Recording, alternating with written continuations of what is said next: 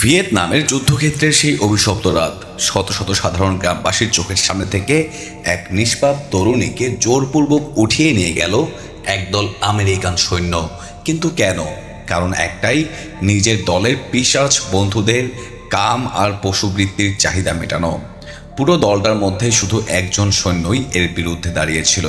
কিন্তু সে কি পেরেছিল সেই অসহায় মেয়েটিকে ওই শয়তানগুলোর হাত থেকে বাঁচাতে, নাকি ভিয়েতনামের ঘন জঙ্গলেই অকাতরে ঝরে গেল আরেকটি প্রাণ?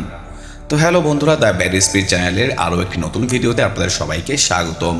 আজকে আমরা যে মুভি নিয়ে কথা বলবো তার সত্য ঘটনা অবলম্বনে তৈরি ভিয়েতনামী যুদ্ধের এক কালিমালিপ্ত ও ভয়ঙ্কর অধ্যায়। এই মুভিতে দেখানো হয়েছে কিভাবে যুদ্ধের ময়দানে সাধারণ মানুষ পশুর চেয়েও খারাপ অত্যাচারের শিকার হয় এবং কিভাবে একজন আদর্শবান সৈনিক অন্যায়ের বিরুদ্ধে নিজের জীবন বাজি রেখে লড়াই করে। তো চলুন আর দেরি না করে সরাসরি চলে যাওয়া যাক আজকের এই হৃদয় বিদারক গল্পের ভেতরে। গল্পের শুরুতেই আমাদের ভিয়েতনামের একটি ছোট্ট শান্ত গ্রাম দেখানো হয়, যেখানে সবাই গভীর শান্তিতে ঘুমিয়েছিল। কিন্তু হঠাৎই গ্রামে শুরু হয় চিৎকার আর গণ্ডগোল। কতিপয় আমেরিকান সৈন্য জোরপূর্বক গ্রামে ঢুকে এক বাড়ি থেকে এক তরুণীকে অপহরণ করে নেয়। অবাক করার মতো বিষয় হলো, এই পুরো ঘটনাটি শত শত গ্রামবাসীদের চোখের সামনে ঘটছিল, কিন্তু আমেরিকান সৈন্যদের বিরুদ্ধে মুখ খোলার সাহস কারো ছিল না। এমনকি ওই আমেরিকান দলেরই নতুন সদস্য ম্যাক্স এরিকসনের কাছেও বিষয়টা চরম অন্যায় বলে মনে হয়। কিন্তু ইচ্ছা থাকা সত্ত্বেও সে ওই মেয়েটির পরিবারকে কোনো সাহায্য করতে পারে না। এই হৃদয় বিদারক দৃশ্য দেখে এরিকসন ভেতর থেকে ভেঙে পড়ে এবং মেয়েটির মায়ের কাছে নিজের সহকর্মীদের পাপের জন্য হাত জোর করে ক্ষমা চায়। এরপর সৈন্যরা মেয়েটিকে নিয়ে গ্রাম ছেড়ে চলে যায়। ঠিক ওই মুহূর্তেই গল্প বর্তমান সময় ফিরে আসে। মেট্রো ট্রেনে ঘুমিয়ে থাকা এরিকসনের হঠাৎই চোখ খুলে যায়। শহরের ট্রেনে সে শুয়েছিল, কিন্তু যুদ্ধের দিনগুলোতে ঘটে যাওয়া সেই বিভীষিকা আজও তার মনে তাড়া করে বেড়ায়। এমন সময় সামনের সিটে বসা এক ভিয়েতনামী তরুণের দিকে এরিকসনের নজর যায়, যার মুখটা হুবহু সেই অপহৃত মেয়েটির মতো দেখতে ছিল।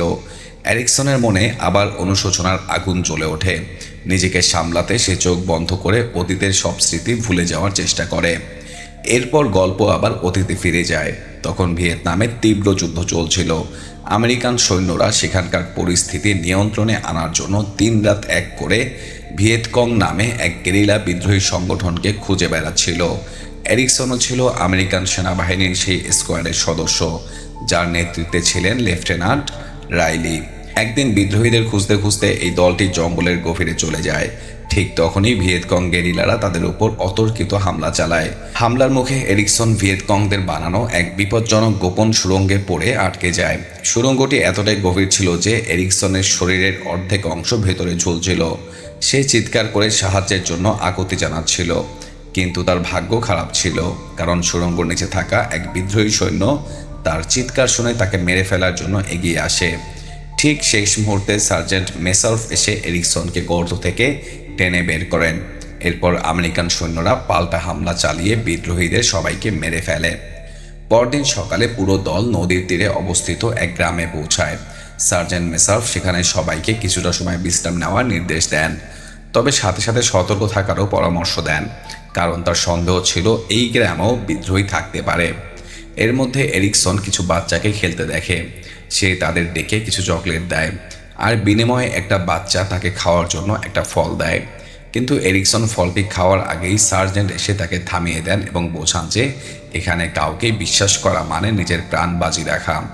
কারণ সার্জেন্টের চোখে গ্রামের এই ছোট ছোট বাচ্চারাও ছিল বিদ্রোহীদের খবরই বা তথ্যদাতা, আর তাদের হাতের মিষ্টি ফলগুলো ছিল বিশেষ সমান। যদিও এরিকসনের কাছে এই কথাগুলো ফালতু মনে হয়েছিল, কারণ সে সেনাবাহিনীতে নতুন জয়েন করেছিল এবং এখানকার ভয়াবহ পরিস্থিতি সম্পর্কে তার বিশেষ ধারণা ছিল না। তবুও তার সহকর্মীরা তাকে প্রতিনিয়ত সতর্ক করছিল, বিশেষ করে তার বন্ধু ব্রাউন তাকে এসব বোঝাচ্ছিল। কিন্তু ঠিক তখনই একটা বুলেট এসে সোজা ব্রাউনের বুক ঝাঁঝরা করে দেয়। চারিদিকে হইচই পড়ে যায়। বিদ্রোহীরা আবার তাদের লক্ষ্যবস্তু বানিয়েছিল। মুহূর্তের মধ্যে তারা বিদ্রোহীদের মেরে ফেলতে সক্ষম হলেও এই সংঘর্ষে এরিকসন তার প্রিয় বন্ধু ব্রাউনকে হারিয়ে ফেলে। বন্ধুকে হারানোর শোকে পুরো স্কোয়াডের ঘুম আর শান্তি হারাম হয়ে যায়। তারা গ্রামবাসীদের ওপর প্রতিশোধ নেওয়ার সিদ্ধান্ত নেয়, কারণ তাদের বিশ্বাস ছিল গ্রামেরই কেউ বিদ্রোহীদের কাছে তাদের খবর পৌঁছে দিয়েছিল। সার্জেন্ট মেসরাফ তার কয়েকজন সৈন্যকে নিয়ে তখনই গ্রামে যেতে চায়, কিন্তু রাত বেশি হয়ে যাওয়ায় গেটে ডিউটিতে থাকা সৈন্যরা তাদের আটকে দেয়। এতে সার্জেন্ট ভীষণ রেগে গেলেও উপর মহলের নির্দেশ ছাড়া কিছুই করার ছিল না। পরদিন তাদের একটি উঁচু পাহাড় চূড়া দখল করার মিশন দেওয়া হয়, যেখানে বিদ্রোহীদের ঘাঁটি থাকার সম্ভাবনা ছিল। মিশনে যাওয়ার আগে সার্জেন্ট মেসার হাসতে হাসতে তার দলকে বলে যে যাত্রা পথটা যাতে মজায় কাটে তাই তারা গ্রাম থেকে কোনো মেয়েকে তুলে নিয়ে যাবে। সবাই সার্জেন্টের কথায় হেসে সায় দেয়, কিন্তু এরিকসনের কাছে এই প্রস্তাবটা চরম অন্যায় বলে মনে হয়। সে তার বন্ধু রোয়ানকে এই বিষয়ে বললে রোয়ান তাকে সান্ত্বনা দিয়ে বলে যে সার্জেন্ট হয়তো মজা করছেন। কিন্তু রাত হতেই যখন সৈন্যরা গ্রামে ঢোকে এরিকসনের বুঝতে বাকি থাকে না যে ওটা কোনো মজা ছিল না। সৈন্যরা গ্রামের 3-4টি ঘরে হামলা চালায় এবং এক ঘর থেকে ট্রান্থি নামের এক অত্যন্ত সুন্দরী মেয়েকে সবার সামনে জোর করে তুলে নিয়ে যায়। পুরো গ্রামের মানুষ পাথরের মতো দাঁড়িয়ে সেই দৃশ্য দেখছিল, কারণ তারা জানতো মুখ খুললেই সবাইকে মেরে ফেলা হবে। এরিকসনের চোখেও এই অন্যায় সহ্য হচ্ছিল না, তাই সে মেয়েটির মায়ের কাছে ক্ষমা চেয়ে সতীর্থদের সাথে পাহাড়ের দিকে রওনা দেয়। পথে এরিকসন সার্জেন্টের এই কাজের প্রতিবাদ করে এবং বলে যে একজন সৈনিকের কাজ মানুষকে অত্যাচার করা নয়, রক্ষা করা। তারা যা করছে তার সরাসরি অপহরণ। এতে সার্জেন্ট রেগে যায় এবং এরিকসনকে একদম সামনে থাকা হ্যাচারের জায়গায় হেঁটে চলার শাস্তি দেয়। এরিকসন হ্যাচারকেও বোঝানোর চেষ্টা করে, কিন্তু হ্যাচার সার্জেন্টের এই কাজে গর্ববোধ করছিল। এমনকি সেখানে থাকা একমাত্র এরিকসন ছাড়া বাকি সব সৈন্যই মনে করছিল তারা যা করছে একদমই ঠিক করছে। কয়েক কিলোমিটার হাঁটার পর তারা এক জায়গায় বিশ্রাম নেয়। সেখানে এরিকসন দেখে সার্জেন্ট ট্রান্থিকে আলতো করে পানি খাওয়াচ্ছে। এরিকসন দ্বিধায় পড়ে যায় যে সার্জেন্টের মাথায় আসলে কি চলছে। সে গিয়ে জিজ্ঞাসা করে আমরা এই মেয়েটিকে কেন তুলে এনেছি। সার্জেন্ট সোজা বলে যে দলটি পাহাড়ের আউটপোস্টে পৌঁছে এই মেয়েটির সাথে মজা করবে, আর এই মেয়েটি নাকি বিদ্রোহীদের সাথে যুক্ত। কিন্তু এরিকসন জানতো ট্রান্থি কোনো বিদ্রোহী নয়, সে একজন অতি সাধারণ কৃষকের মেয়ে। সার্জেন্টের কাছে এরিকসনের এই প্রতিবাদী আচরণ মোটেও পছন্দ হয়নি।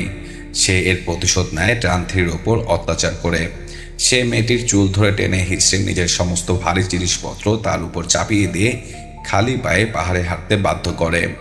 পথজুড়ে ক্লার্ক নামের এক শয়তান সৈন্য মেয়েটিকে শারীরিক ও মানসিকভাবে নির্যাতন করতে থাকে। কিছু দূর যাওয়ার পর তারা একটি ছোট কুঁড়ে ঘর দেখতে পায় এবং সেখানে বিশ্রাম নেওয়ার সিদ্ধান্ত নেয়। সার্জেন্ট এরিকসন আর দিয়াজকে ট্রান্থির ওপর নজর রাখার দায়িত্ব দিয়ে বাকিদের নিয়ে চারপাশের এলাকা টহল দিতে যায়। সার্জেন্ট চলে যেতেই এরিকসন সতীর্থ দিয়াজকে আকুতি জানায় মেয়েটিকে ছেড়ে দেওয়ার জন্য, কিন্তু সার্জেন্টের ভয়ে দিয়াজ সাফ মানা করে দেয়। যদিও দিয়াজের মনেও অনুশোচনা ছিল, কিন্তু কমান্ডিং অফিসারের বিরুদ্ধে যাওয়ার সাহস তার ছিল না। আর কোনো উপায় না পেয়ে এরিকসন মেয়েটির কাছে গিয়ে তাকে পানি দেয়।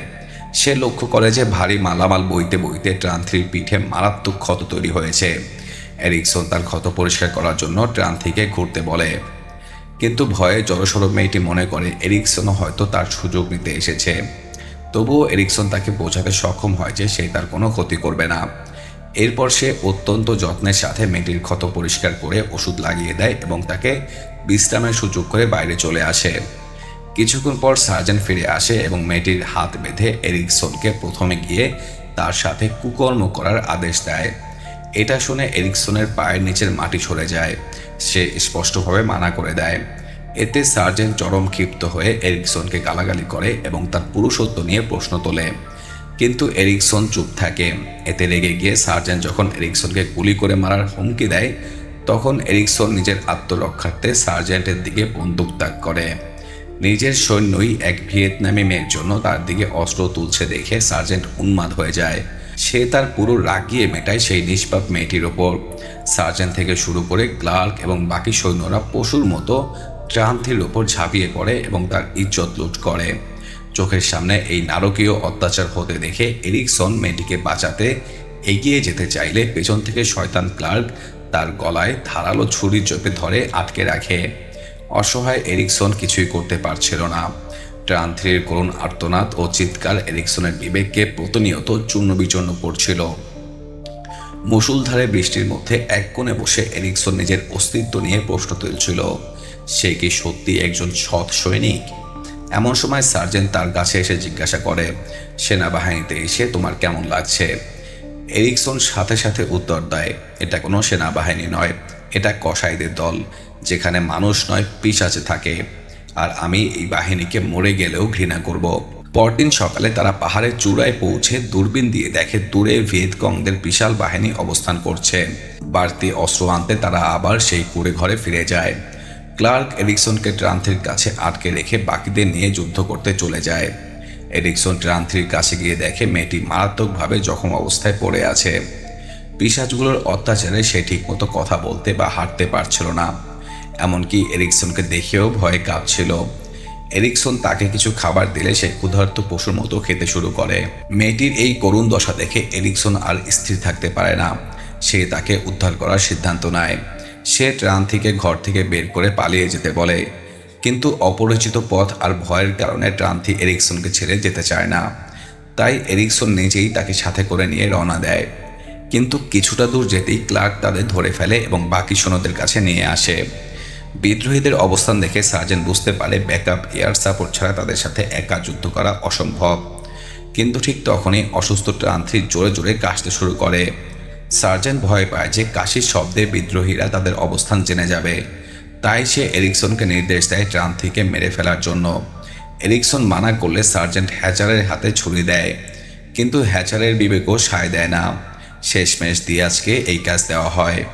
দিয়াজ যেমনই মেয়েটিকে মারতে এগিয়ে আসে, এরিকসন আকস্মিকভাবে শূন্যে গুলি চালাতে শুরু করে। গুলির শব্দে বিদ্রোহীরা সতর্ক হয়ে যায় এবং দুপক্ষের মধ্যে তীব্র বন্দুকযুদ্ধ শুরু হয়। এই বিশৃঙ্খলার সুযোগে রক্তাক্ত ট্রান্থি নিজের প্রাণ বাঁচাতে কাছের একটি রেলওয়ে ব্রিজের উপর দিয়ে দৌড়াতে শুরু করে। এক একটা পা ফেলা তার জন্য মৃত্যুর সমান কষ্টকর ছিল, কিন্তু তা দেখে সার্জেন্ট চিৎকার করে সৈন্যদের নির্দেশ দেয় মেয়েটিকে গুলি করে মারতে। এরিকসন ট্রান্থিকে বাঁচাতে দৌড়ালে সার্জেন্ট তাকে আঘাত করে মাটিতে ফেলে দেয়। এরপর সবাই মিলে ট্রান্থির উপর অন্ধের মতো গুলি চালায়। বুলেটে ঝাঁঝরা হয়ে নিষ্পাপ মেয়েটি ব্রিজ থেকে সোজা নিচে পড়ে যায়। চোখের সামনে এই নির্মম দৃশ্য দেখে এরিকসন কান্নায় ভেঙে পড়ে। ঠিক তখনই আমেরিকান এয়ার সাপোর্ট চলে আসে এবং ক্ষেপণাস্ত্র হামলা চালিয়ে বিদ্রোহীদের শেষ করে দেয়। সৈন্যরা ক্যাম্প হাসপাতালে ফিরে আসে। সার্জেন্টের আঘাতে এরিকসনের মাথায় গভীর ক্ষত হয়েছিল। জ্ঞান ফিরতেই সে ট্রান্থির সাথে হওয়া অন্যায়ের বিচার চাইতে ঊর্ধ্বতন অফিসারদের কাছে যাওয়ার সিদ্ধান্ত নেয়। ক্লার্ক তাকে হুমকি দিয়ে আটকানোর চেষ্টা করে, কিন্তু এরিকসন দমে যায়নি। সে প্রথমে তার বন্ধু রোয়ানকে সব বলে। রোয়ান তাকে লেফটেন্যান্ট রাইলি ও ক্যাপ্টেন হিলের কাছে যাওয়ার পরামর্শ দেয়। এরিকসন লেফটেন্যান্ট রাইলির কাছে গিয়ে পুরো সত্য তুলে ধরে, কিন্তু লেফটেন্যান্টের তাতে কোনো তোয়াক্কাই ছিল না। উল্টো সে বলে যুদ্ধের ময়দানে যা ঘটে তা সেখানে ভুলে যাওয়া একজন সৈনিকের কর্তব্য। কোনো বিচার না পেয়ে এরিকসন ক্যাপ্টেন হিলের কাছে যায়, কিন্তু ক্যাপ্টেন হিল আগে থেকেই সব জানতেন। সে বলে, তোমার কাছে একটি 20 বছরের মেয়ের কান্না বড় হতে পারে, কিন্তু আমার কাছে এই যুদ্ধে শহীদ হওয়া হাজারো সৈনিকের জীবন বড়। এক সাধারণ মেয়ের জন্য আমি আমার বীর সৈন্যদের জেলে পাঠিয়ে তাদের জীবন নষ্ট করতে পারবো না। এরিকসনকে দমানোর জন্য তাকে বিপজ্জনক সুড়ঙ্গ পরিষ্কার করার কাজে পাঠিয়ে দেওয়া হয়, কিন্তু ততক্ষণে ব্যাটালিয়নের সবাই জেনে গিয়েছিল যে এরিকসন মুখ খুলতে চাইছে। ক্লার্ক নিজেকে বাঁচাতে ওই রাতেই এরিকসনের ঘরে গোপনে গ্রেনেড ছুঁড়ে মারে। সৌভাগ্যবশত এরিকসন তাকে দেখে ফেলে এবং জানালা দিয়ে লাফিয়ে নিজের প্রাণ বাঁচায়। এরপর রেগে গিয়ে এরিকসন সার্জেন্টের কাছে যায় এবং স্পষ্ট জানিয়ে দেয় যে তাকে মেরেও কোনো লাভ হবে না, কারণ এখানকার কেউ সত্য শুনতে চায় না। নতুন পোস্টিংয়ে যাওয়ার আগে এরিকসন একবারে বসে প্রচুর মদ্যপান করছিল। তখন মিলিটারির এক চ্যাপলিন ধর্মীয় কর্মকর্তা এসে তার কাছে দুঃখের কারণ জানতে চায়। এরিকসন চোখ ভেজা অবস্থায় তার কাছে ভেতরের সব কষ্ট উগড়ে দেয়।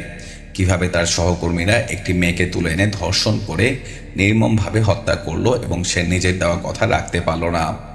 চ্যাপলিন বিষয়টাকে হালকাভাবে নেননি।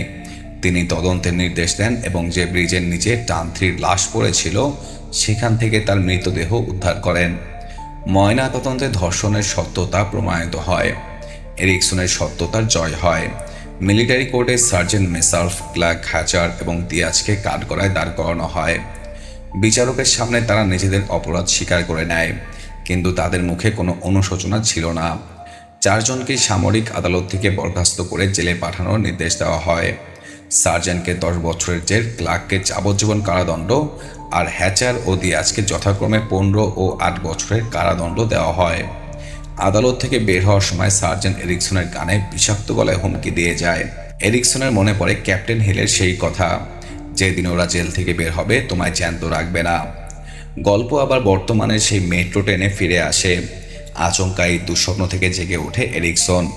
দেখে ট্রেন একটি স্টেশনে পৌঁছেছে এবং সেই ভিয়েতনামি মেয়েটি তার স্কার্ফ সিটে ফেলে চলে যাচ্ছে। এরিকসন দৌড়ে গিয়ে মেয়েটিকে স্কার্ফটি ফিরিয়ে দেয়। মেয়েটি তাকে ধন্যবাদ জানালে এরিকসন তাকে ভিয়েতনামি ভাষায় বলে যে সে তাকে অতীতের কারো কথা মনে করিয়ে দেয়। মেয়েটি হেসে উত্তর দেয় ওটা হয়তো কোনো দুঃস্বপ্ন ছিল, এখন সব ঠিক হয়ে গেছে। এই বলে মেয়েটি চলে যায়। এরিকসন এক দীর্ঘশ্বাস ফেলে মনে মনে শান্ত হয় এই ভেবে যে ট্রান 3 হয়তো অন্য কোনো জগতে শান্তিতে আছে, আর সেই অন্তত এই অমানুষগুলোর মুখোশ খুলে দিতে পেরেছিল। তো বন্ধুরা, এই ছিল ভিয়েতনামি যুদ্ধের পেছনের এক চরম নির্মম সত্য এবং ক্যাজুয়ালিটিস অফ ওয়ার মুভির পুরো গল্প। কিভাবে যুদ্ধের উন্মাদনা মানুষকে দানবে পরিণত করে আর কিভাবে সত্যের পথ কঠিন হলেও শেষ পর্যন্ত জয়ী হয়, এই গল্পটি আমাদের সেটাই মনে করিয়ে দেয়। আজকের এই এক্সপ্লেনেশনটি আপনাদের কেমন লাগলো তা কমেন্ট করে অবশ্যই জানাবেন। ভিডিওটি ভালো লাগলে একটা লাইক দিন এবং আপনার বন্ধুদের সাথে শেয়ার করুন। আর এমন সব রোমাঞ্চকর, রহস্যময় ও হৃদয়স্পর্শী গল্প নিয়মিত পেতে দ্য ব্যাড স্পিরিট চ্যানেলটি সাবস্ক্রাইব করে বেল আইকনটি অন রাখতে ভুলবেন না। দেখা হচ্ছে পরের ভিডিওতে, ততক্ষণ সবাই ভালো থাকুন, সুস্থ থাকুন।